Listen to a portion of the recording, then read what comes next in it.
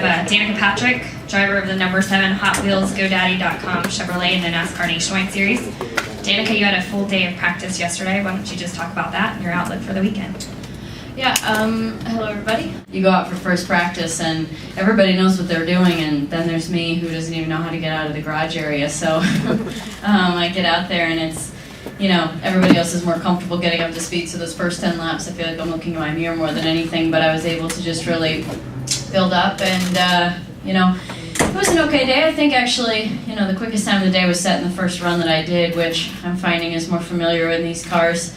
In an Indy car, it's usually the end of the day. So, and as the rubber builds up, you know, it's good for an Indy car, but sometimes that's not good either. So, first run was the quickest. Then, you know, as the day heated up, it gets more slippery, and we just didn't really keep up with the car pushing, and so it ended not quite as good. But I think that's okay. I mean, we learned from the day, and you know, we're better off than if we didn't have a full test day, that's for sure.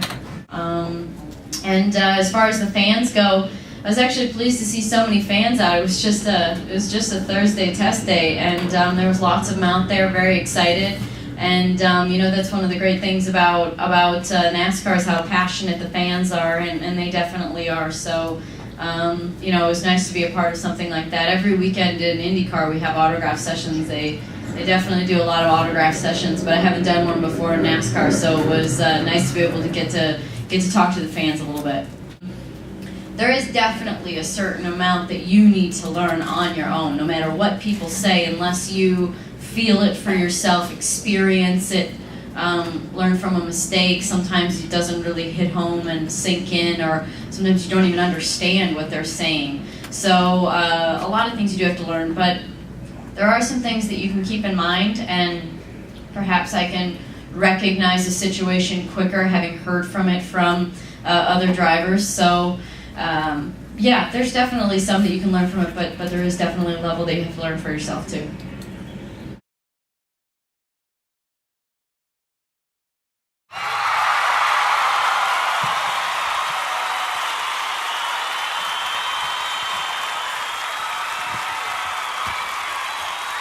Well, I got rolling for designing every one of them, I guess, somehow or another. But this one was relatively easy to come up with, and I think it looks classy and looks real good on the racetrack.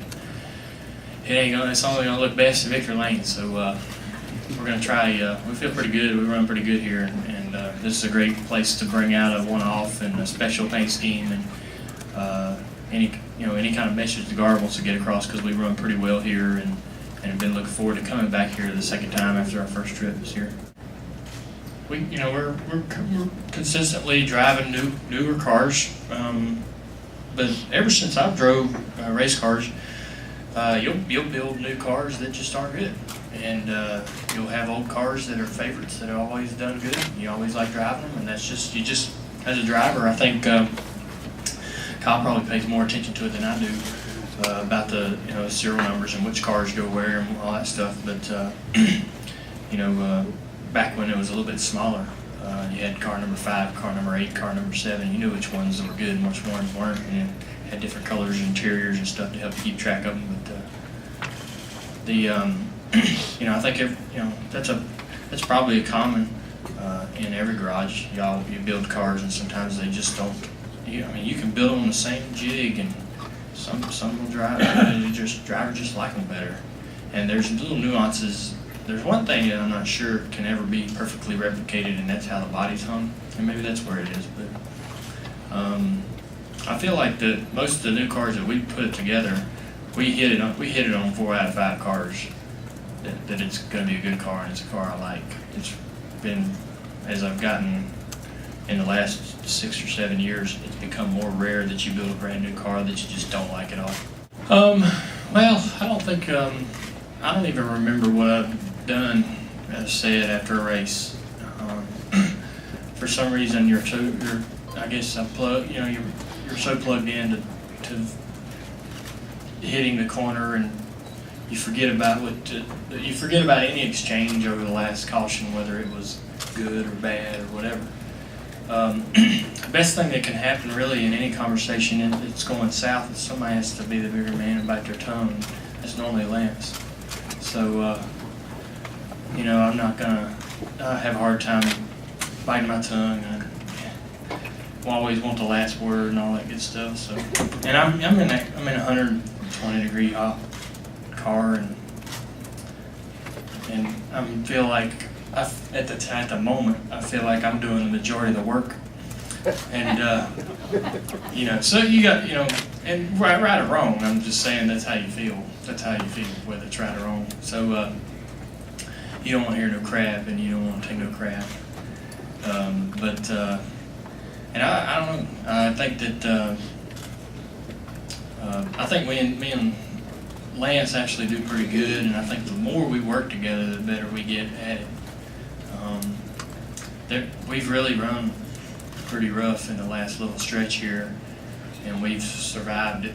Our relationship has survived it. Our working relationship has survived it. So, and we're coming into Michigan where I feel like we unloaded a good car, and I was expecting to, and we're more,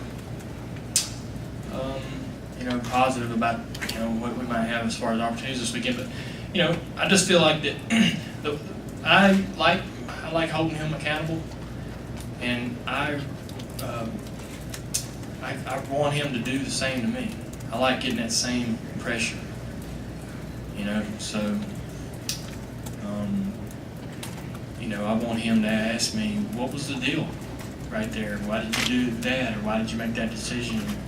And you know, because it makes me a better driver when I put myself in a situation to think it out, think the process out, and figure out was there a better way to do it, or a better decision to make. So I kind of, you know, I don't like arguing too much, but you know, when you're in a hot race car and you're not leading the race by half a lap, you're going to argue. So you're not going to be happy until you're just dominating.